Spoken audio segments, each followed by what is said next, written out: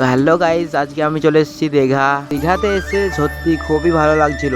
তো গাইস আমরা এখন দীঘা সমুদ্রের ধারে দীঘার সমুদ্রের ধারে ঘুরতে যাবো টোটোয় করে। আর চলো তোমাদেরও শেয়ার করি।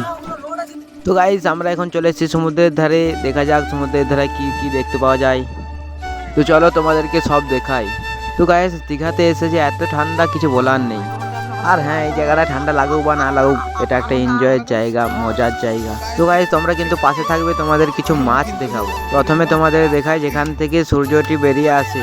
তো চলো তোমাদের আমি সূর্য ওঠা দেখাই, মানে যেখান থেকে সূর্যটা বেরিয়ে আসে।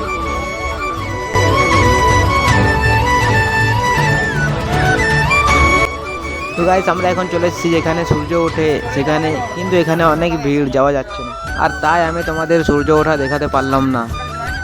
তো গাইস চলো তোমাদের আমি কিছু জিনিস দেখাই, সমুদ্রের ধারে কত রকমের জিনিস।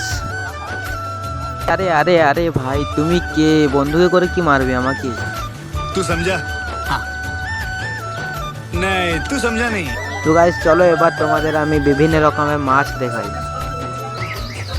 অনেক রকমের মাছ বরফের মধ্যে রয়েছে, কিন্তু কি মাছ আমি নিজে জানি না।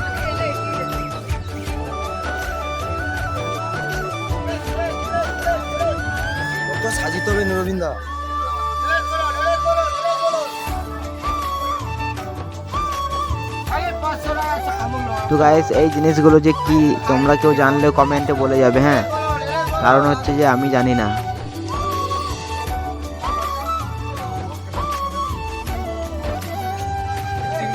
তো গাইস এখানে রয়েছে যে বড় বড় চিংড়ি।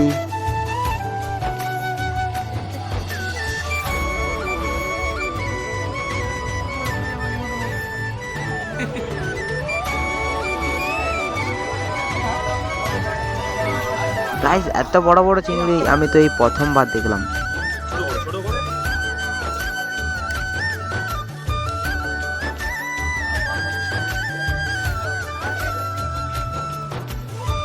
আর এখানে দেখো বড় বড় কাঁকড়া।